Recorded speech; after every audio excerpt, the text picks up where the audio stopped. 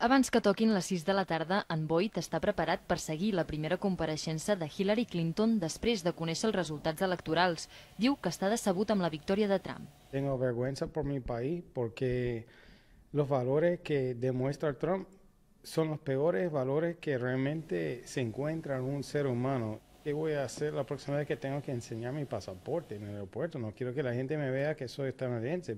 La Susan s'ha quedat desperta de matinada esperant que el magnat no sortís elegit. Ara s'ha d'enfrontar a una classe en què 2 alumnes adolescents ja han manifestat la seva fascinació per Trump. Estoy sin ganas y estoy absolutamente agotada porque, bueno, como no he dormido y además de esto, es que pensar en esto agota. Un sinvergüenza total es el presidente de mi país y la rechazo completamente.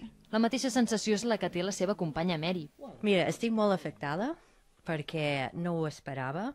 Tenia una mala sensació abans d'anar a dormir, però pensava, és allò, no saps què pot passar, però esperes el millor, no?